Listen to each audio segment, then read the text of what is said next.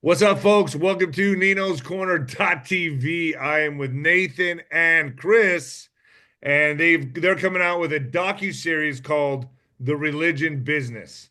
Now, I have a huge Christian audience, guys. Just gonna let you know that right now. Right off the get-go, Catholic, Christian, the whole thing. Me personally, I believe God lives in here, right? That's right. That's just where I'm at these days. I don't go to any institution. I don't go to any brick and mortar building. Every now and then, maybe I do, but the last one I went to, I'll never forget. It was a prosperity preacher in Roswell, New Mexico. My friend took me to a Catholic or a Christian revival, right? And the guy's sitting there going, "I see a $10,000 check. Someone's writing a $10,000 check right now." And I remember sitting there going, "Oh man, spare me this." But this is really everywhere. And these guys, oh, and he said, "Don't judge me on my three-piece Versace suit. You don't judge me on my favorite color, purple." He was wearing a purple Versace three-piece suit. I'll never forget that. And that was really the first time that I was like, you know what?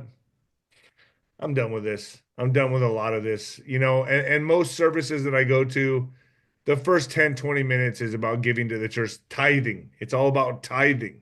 And then these hmm mega complexes, these mega churches. There's one in El Paso, two huge mega complexes.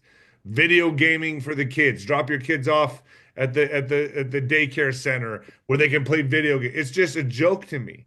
How do these guys drive Ferraris? How do they drive? How do they have private jets? You're paying for that. Guys, welcome to Nino's Corner. I appreciate you both. Yeah, thanks for having us. I'm excited to have this conversation. And I think and I Yeah. think We're your on the right audience, then. I think your audience is going to like it because we're not here to destroy faith or the idea of religion. We're not even here to destroy giving. We're actually here to encourage it. But we're here to dissect the business model that's been built on top of Christ and his teachings. And I think we're going to drive a death stake right through the heart of it, to be honest, because we've been working on this for almost 13 years, and we've got a lot of data. Well, I've noticed that when I go to church, and everyone always tells me go to church, go to church. I like to go to Bible studies now. That's where I'm getting the really for me the most out of my faith is I go to Bible studies now, and it's just for my own personal well-being and faith. But I can't say I enjoy going to church anymore because it's all the same. It's the same old stuff. It's the same old give to the church, give to the church, give to the church. That's all you hear. The whole Mhm. sermon's mainly about giving, giving, giving. What made you guys even want to start on this journey and shine a light on this? What kicked this off for you guys? Yeah, Chris, let's flip it. Let's have Chris go first because and I have been working together for about 3 years. Chris is the executive producer of the show, and he got involved. I'll let him tell his story. Chris, what was your angle on this? Yeah. I grew up here in Texas as well too, in Dallas. I went to the Air Force Academy for my undergrad, graduated, went to Iraq, did 64 combat missions there, cross commissioned into the Army, went into corporate America, helped grow a business, and I got to a place to where I was like, all right, I don't want to work for. I want to be able to speak the truth and be in that environment where I can. So I was seeking an environment where I could say what I wanted to say without having a board member, board of a company come up to me and say, "Hey, you can't say that." Well, I'm just speaking the truth, you know. Right. So I got introduced to Nathan as a two-time Emmy award-winning filmmaker that he is, and that he was working on this project called The Religion Business. And at that time, Nathan had already been working on this for 10 years. And so I was Years. 10 years. He had been working on this. He had read a couple hundred books, interviewed a couple hundred people by this point in time, uh, had read the Bible numerous times. And so I was very excited about this because the light that really struck me was all these resources are coming in. So when I learned about this, I learned that $890 billion flows into the institutional Christian church from individual donors. And then in the US, another 500 plus billion floods into the secular nonprofit sector. Those dollars are fascinating. And then you see all the people starving, all the homelessness. It's like, who's solving this. Like it was very much and then like when I learned that the system is so dark that a secular nonprofit turns a Form 990 into in the IRS, where there's some level of transparency. It's not perfect. Therefore, there's some accountability. The church, nothing. And then I learned that $53 billion annually gets stolen internally by church staff. I learned that only 6% ever leaves the institutional walls. And it just hit me like, it's because there's no transparency in the system. And so that's what really got me excited about this. It wasn't just the short-term aspect of let's put this docuseries together and we're going to expose all these problems. Nathan and I agreed that we needed to come up with a solution too. So the input that we've gotten from people over the years, the loopholes discovered in the 13-year process where all this fraud, waste, abuse, and inurement happens, I was like, long-term, we're going to be able to solve global social issues. That's why we created a software app called Broken Shepherd. So I know it went quite a bit. It's an exciting thing, but like real things will start getting solved once there's transparency in the system. It's intention. Yeah. Don't the churches now have to, I mean, they don't have to pay taxes, right? But don't they have to, aren't they all 501(c)(3)s now or something in that category? Yeah. The government made it that way so they can start pushing their agendas as well into the church. Well, so that's episode 7 in the show. Okay, so I'm already there. Whether you're right or left of the political aisle, politicians and government leverage religion, the majority religion in a nation, for its benefit. And Constantine was doing it. That's why Constantine became a Christian, right?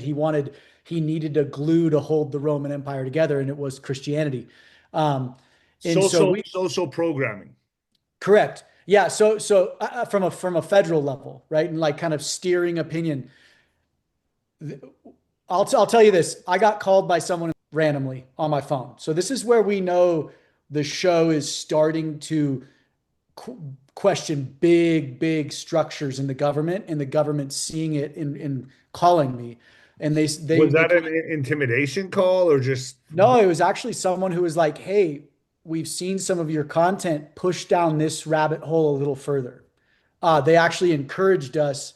And I believe it's because we have a shot at reforming the nonprofit sector and especially religious institutions, or we have a shot at bringing reform, and the government can't do that. I got to sit down with Phil Hackney. He's the head he oversaw the nonprofit sector at the IRS. So he oversaw 1.9 million organizations, nonprofit organizations. And he said, Nathan, the government can't fix this. It's a total train wreck. The government won't touch religion because it'll start a civil war. Go get your own house in order. So I do think we potentially have the best chance since the 70s, since Congress saw this as a problem, and Senator Grassley in particular saw this as a problem. We have the best shot at bringing reform into the system that's non-governmental. But to your point, churches have 501(c)(3) tax status, but you learn about all this in the show because it's so cloudy, and a lot of the architecture that churches run under aren't even law. It's just precedent. It's something that the IRS said in the 50s or 60s or 70s, and it's just stuck. And so most people don't even know that churches don't file 990s, to Chris's point. Most people don't know that a church, I can just raise my hand and say, Nathan is a church, and I can walk in and get an EIN number and start a bank account. And the government, this is the crazy part, the federal government, I don't have to petition the government for that 501(c)(3) tax status. Secular nonprofits do, but just because I say I'm starting a church, I get it automatically. So the federal government doesn't even know I exist. What? Yeah, you get it automatically. Starting a church. Yeah, you should. Yeah. So, and so these are the little, like, the major, like, simple nuances in the IRS code and guideline and precedent that people don't know unless you're shrewd and smart, and then you just start taking advantage of them. And so that's where today you can walk into a mega church that has $100 million a year budget, and then you can go, and I'm going to give you a little breadcrumb here, so to speak, about episode 7. You can go to the mosque down the street and it has the same program, or you can go to the struggling Baptist church that only has 10 members, and they're all regulated by the exact same guidelines. And so that's what we present is, and I personally believe, and I'm going to throw a big a big note out here. These guidelines were meant to curtail and contain religion. They basically created a cookie cutter box that every religion, Islam, Christianity, Judaism, Buddhism, Hinduism, have to fit themselves inside. So everyone, when you speak on this, everyone automatically affiliates this with Christianity. Correct. They do. Preachers. So it's all religions. All religion. Yeah. So basically, the show is called The Religion Business, and then the subtitle is "And the Nonprofit Goliath," because we unpack the entire nonprofit sector, and then we drill down on religious exemptions. And then as a Christian, I consider myself a Christ follower. I believe in Christ. Like, I hold my faith to the highest standard possible. I don't care about Islam. I don't care about Judaism. I care about Judaism because it's the backbone of Christianity. But like, I care that my faith is held to the highest standards possible.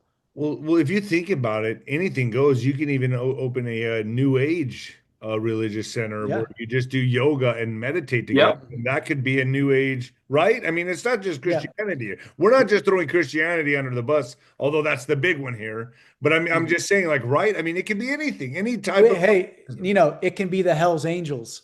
The Hell's Angels are registered as a church. What? Yeah. Yep.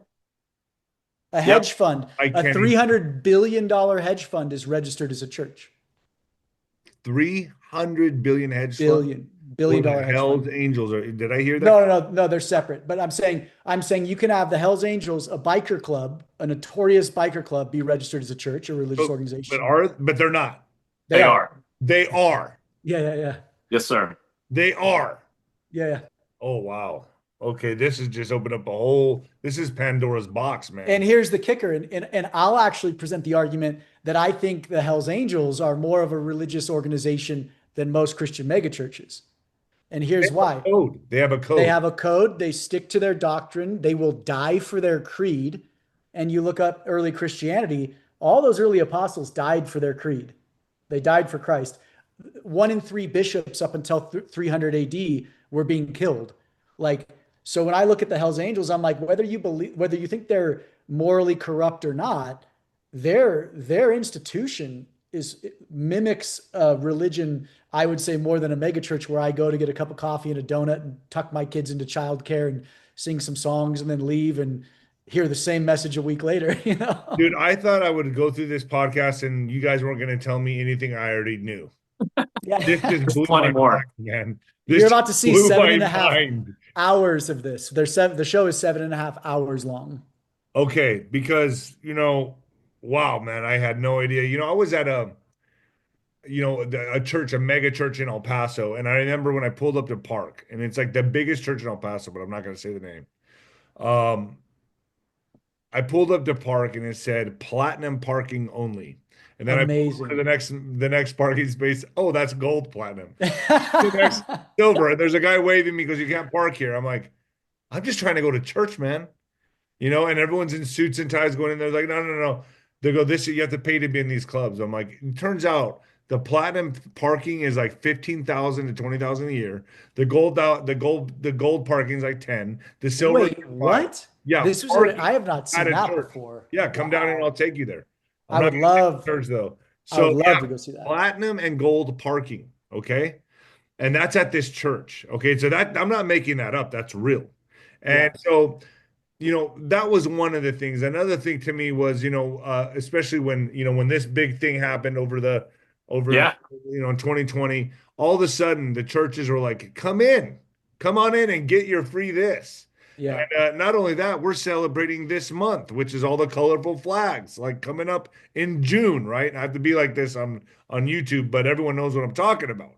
And I'm like, that's not the church. That's the government. They've infiltrated everything now. So when I see stuff like that, I to me personally, I'm just like, you know what? I'll go to my Bible study and I'll give when I see a homeless person in need. And that's right. That's it for me now. Wait, you're telling me you're living out Matthew 25. You're telling me you're doing what Christ told us to do. Right. And it's as simple as that, right? But I feel like nowadays everyone wants to be part of this social gathering, social status. And that's what churches have turned into. Mhm. And I'm going to say one more story and I'll give it back to you guys. But I remember when I went to Catholic school as an altar boy, and there was a homeless man that would go into the church and sit there. And the parents had a problem with this and they kicked his ass out of there. And I'm Yeah. like, this guy needed it more than anybody. He wasn't hurting or Yeah. bothering anybody. They didn't offer to get him help. They just went in there and said, get the hell out of here.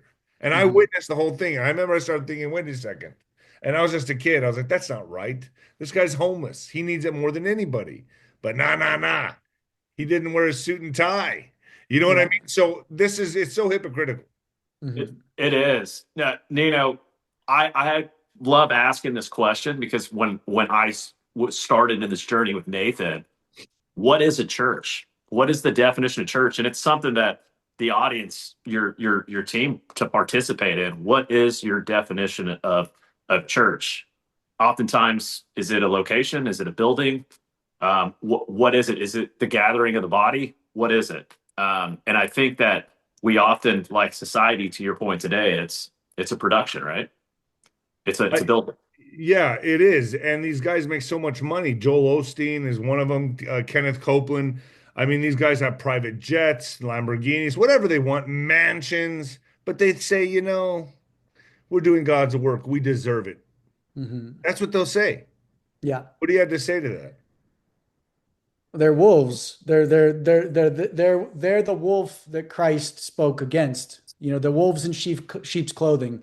They're the ones that tickle ears. They're the ones that pray in high places to be cheered. Everything that Christ spoke against, which is really the establishment. There's the big thing. Christ was a counterculturalist. He went into Jerusalem and into the temple and was like, this whole thing is just smoke and mirrors. He called everybody out. He went in with a whip and started whipping people, because he said, you've turned my father's house, the temple, into a robber's den. You've turned it into a money-making machine. And you look at every single religious organization that has 501c3 tax status is a money-making machine. It's a business. And Christ did not come and did not die on that cross. And then, if you believe in him, was not resurrected, or at least the story of his resurrection. He did not do all that. And then his apostles didn't sacrifice their lives for a business, and for an entertainment venue and for a Sunday gathering. They sacrificed their lives for quote unquote salvation and a new way of life. But we've brought the temple back.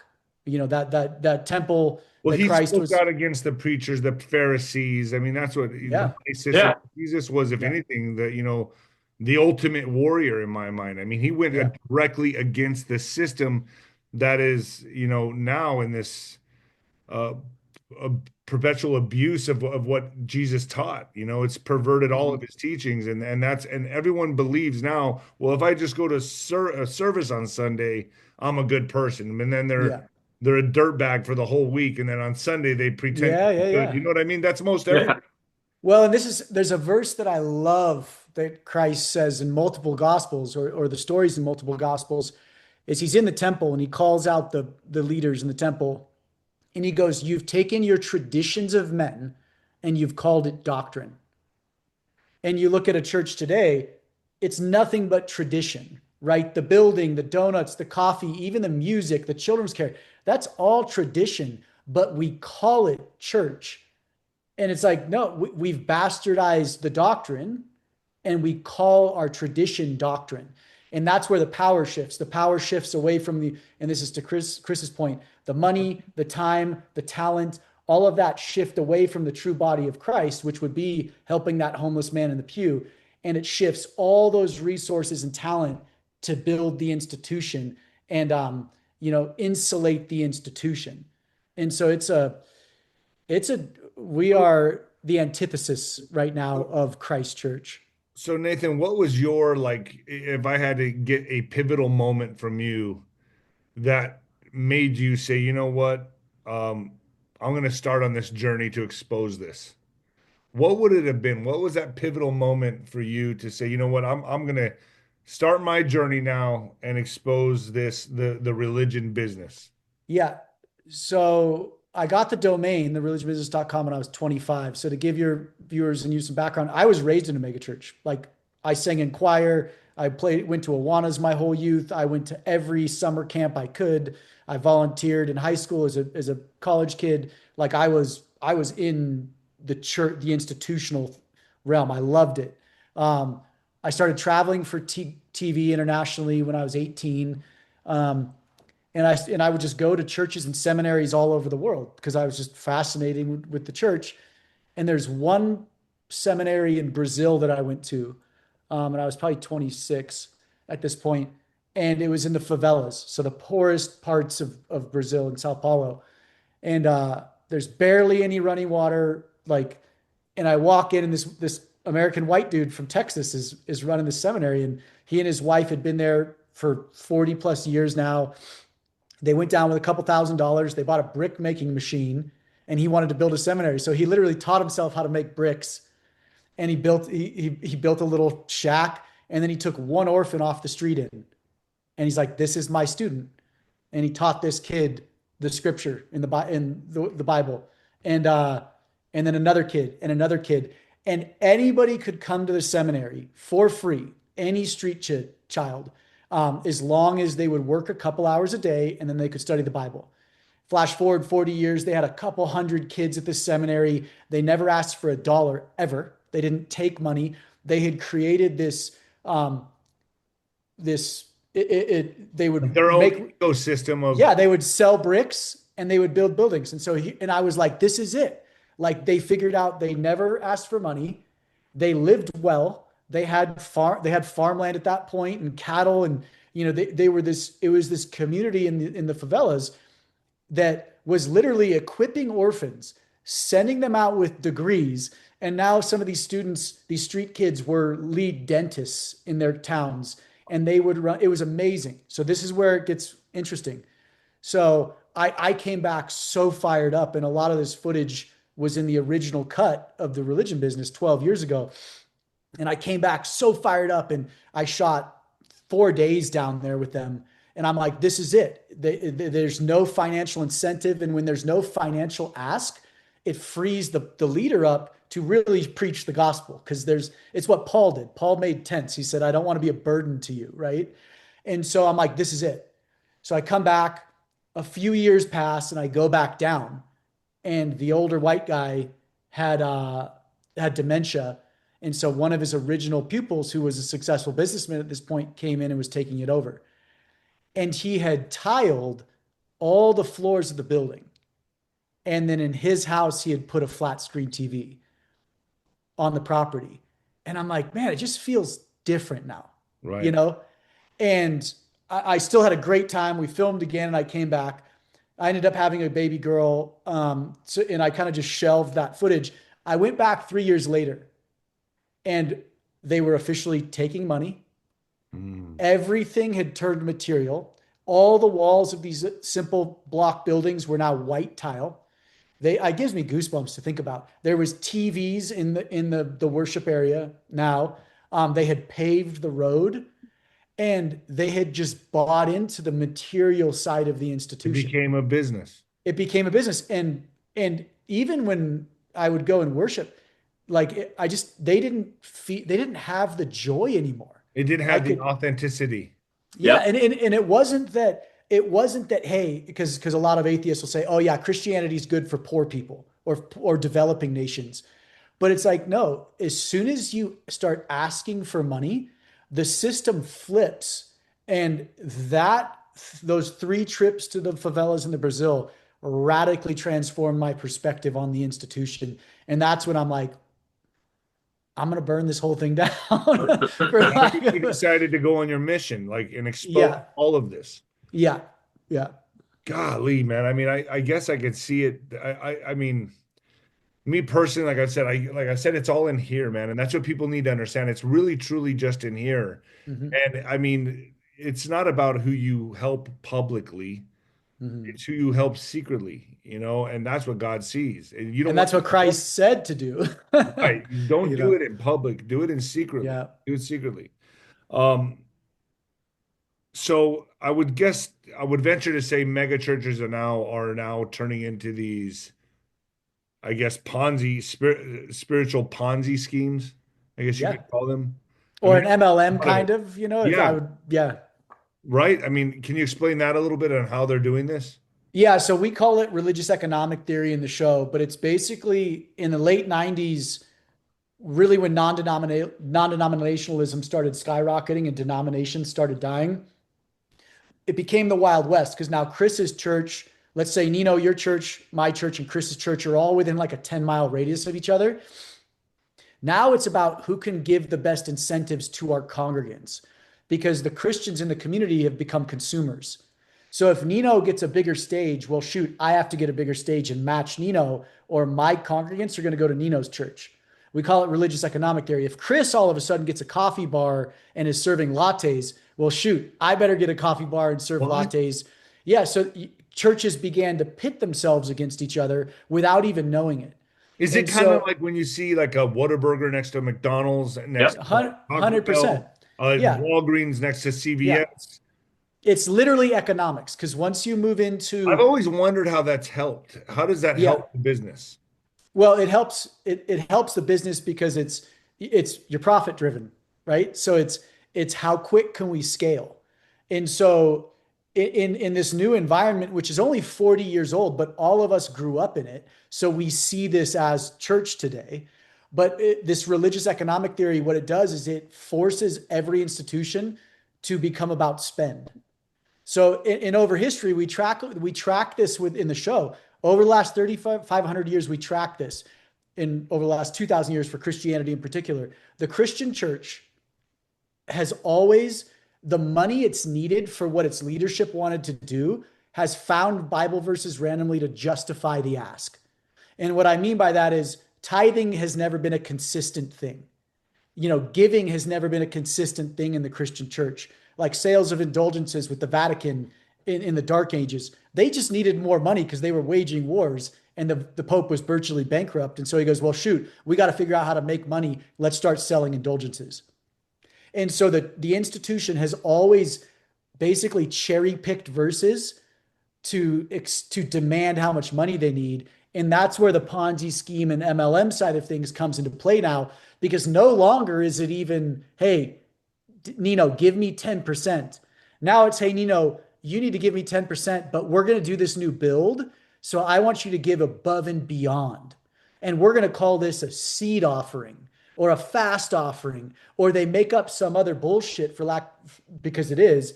And then they justify, hey, you need to give me this money because we're going to build this other thing. None of it's scriptural based. It's just all how do you And build yet, the and yet institution? the pastor or the preacher's living high on the hog while everyone else is suffering, giving their money.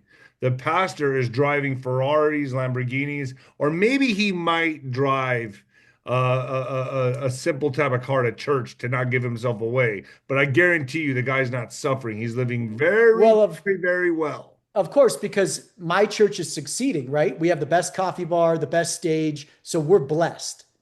So of Oh, course, if wow. if our church is blessed, the pastor should be blessed. But all it is you're leveraging the vulnerability of faith-based individuals and their generosity to build your brand, and then saying God is blessing us because of it. No, you are That's a what they say. That's yeah, exactly what they say. We are blessed. yeah. No, Wow. you're a wolf leveraging tax exempt status and loopholes to take advantage of people's generosity and faith. And So, people go to the church at their most vulnerable time. And when they sit there, and I've heard this sermon before, that if you don't tithe, you will be removed from the list of God's children. One, and then two, you won't be protected on the day of vengeance. So you have people taking this in at a very vulnerable time of their life and instilling that level of fear. I mean, who wants to be removed from God's list? Who doesn't want to be protected on the day of vengeance? I need to do this. Yeah. I have friends that were raised in the church and, actually in almost like combines and a couple of my friends, and they've turned away from religion forever. And then some of them maybe even turned away from God. Well, Uh, and that's what's sad, right? Is there's a philosopher and theologian in the show named Dan Bramer. He's one of my favorite people. And he goes, Nathan, Most people put faith in their faith in God. They don't put their faith in the God of their faith. And he's like, think through that. I put my faith in my faith. And so what does that mean? It's like, hey, this institution, this denomination, this pastor, like, this is my faith. And so when that system crumbles, well, now my faith dissolves and screw the church, screw God. But it's like, no, no, no. You didn't have your faith in the God of your faith. Does that make sense? 100%. Yeah. And it's such a subtle shift. Yeah. So here it is, folks, the religion business and the non-profit Goliath, 7-part docuseries coming Easter 2025. So it's already out. No, sorry. Yeah. Go ahead, Nate. Yeah, no, we pushed it. We had a distributor try to destroy the show. We were going to sign with a single big streamer and they were going to shelve the show. So they didn't want it to cannibalize other shows. And so we pushed it to July 10th. How is it not on Netflix? This should be on Netflix. It should. It won't be on Netflix. That'll be the one it won't be on. Yeah, it won't be on Netflix. It's going to be on Amazon, Apple TV, Roku, thereligionbusiness.com. But yeah, we had to, our goal was to launch Easter 2025, but someone was going to try to destroy the show. So when is it getting launched? July 10th. July 10th. 40 days. Yeah. So yeah, there you go. July 10th. And as you can see right there, folks, thereligionbusiness.com. Get over there. Basically, is it, do you have to pay to watch it, free to watch? What is it? We're going to have it. It's going to be pay to watch for the first few months, just because we've put our blood, sweat, and tears into it. Dude, I get that. And then it will flip for free because our goal is to drive 200 million views to this over the first 9 months, because that will demand federal reform at the congressional level. So for a while, people can see it, they can pay to watch it, and then it goes free. Yep. And what I'll say right now is Chris and we've had lots of people and companies say, hey, we want to invest in this. We want to donate to you. We have said no to everybody. And it's for one reason. We didn't want anybody, including the distributor that was going to try to shelve it, to make changes to the story. Because and the distributor wanted us to make changes to the story. And we said, nope, get bent. Because they wanted to dilute the message because it's that potent. How long did it take you to film this? I've been researching for 13 years. I've been filming full time for 3.5 years. Wow. One more story. I always like to talk about my personal experiences on these podcasts, but I remember at that revival, that Christian revival, the pastor was up there in front of really vulnerable people, that had no money. Mm-hmm. And he was asking for a lot of money. And I remember people were crying and giving him checks and things like that. He was promising people would walk again. He was promising there was people with deformities saying when they go to bed at night, they'll wake up tomorrow they'll be cured from this. Facial deformities, like bone structure problems. I don't know what the proper terminology, medical terminology is for it, but I remember seeing this and I was thinking to myself, people are so desperate. I was looking at everybody.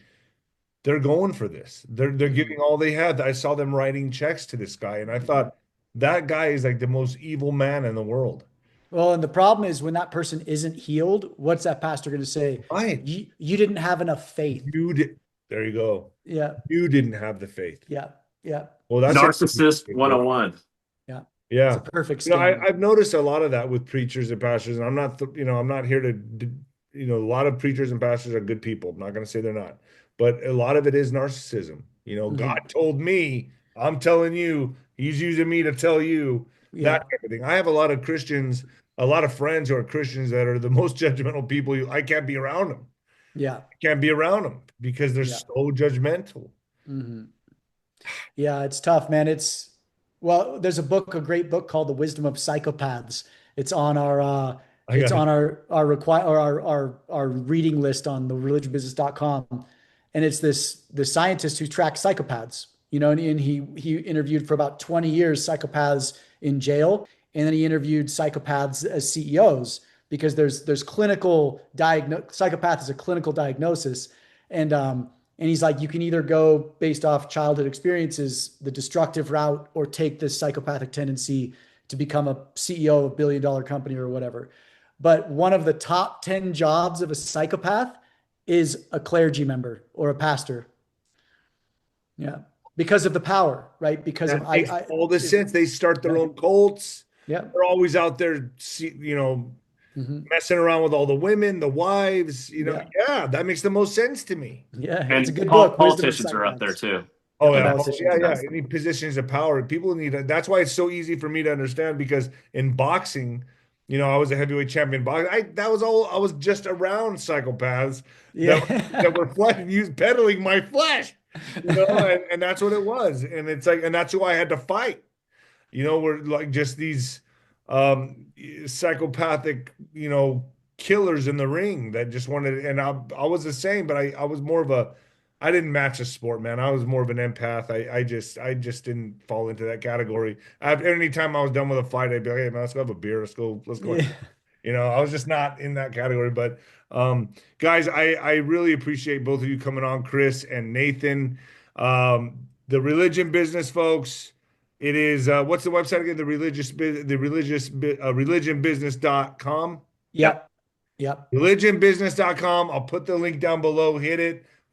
And you got how much is it how much what do they have to pay right now to watch all 7 series? We haven't posted the fees yet for it. We're working through a few things on our end, but we'll have all that out. We're going to try to open it up for pre-purchasing, and of course the prices will be on there a couple weeks before it launches. Well, that's a lot of years, a lot of blood, sweat, and tears you put into this, guys. And the bigger one that I can give a shout out to is, like I said, Chris has been a gold mine of a business partner in this in regards to being a brother in the trenches. He believed in the vision from day one when we met. So hats off to you, Chris. But we are going up against Goliaths. And so revenues from the sales of this show is going to help market. It's going to help legal defenses. Like we've got a lot of things in the pipeline that cost a lot of money, and we've spent a lot of money. Security. Yeah. We've been like, we've had security firms. Oh, we've had security firms call us saying, hey, we had churches give us 6 figures to dig up dirt on you and potentially like put hits out on you guys. What? Yeah. Oh yeah.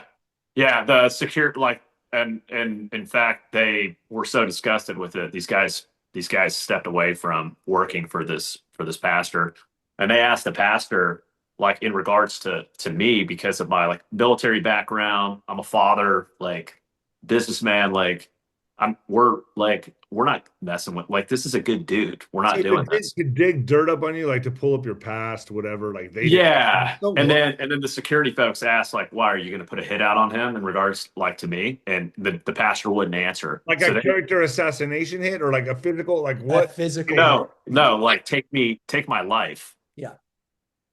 Well, you got to realize we're threatening, these churches, this church in particular, their budget is upward of 40 million bucks a year. These guys don't want their revenue streams to go away, and we're going to they're going to put a hit on you. This is insane. I mean, I know the podcast was going to end with this. Oh, it's crazy. Yeah, it's like, I got my stuff hanging right there on the wall. Crazy. You're going to be armed in the name of Jesus. No, we're going to be taken out in the name of Jesus. Yeah. Well, man, dude, guys, I wish you the best. Thank you for coming on. I'll get this up on YouTube. And thank you. Right back awesome, brother. God bless you in your journey and on your mission, guys. Seriously, man. You guys are doing brave work. And anything? Do you have any other projects you're going to work on after this that you're looking at? Yes.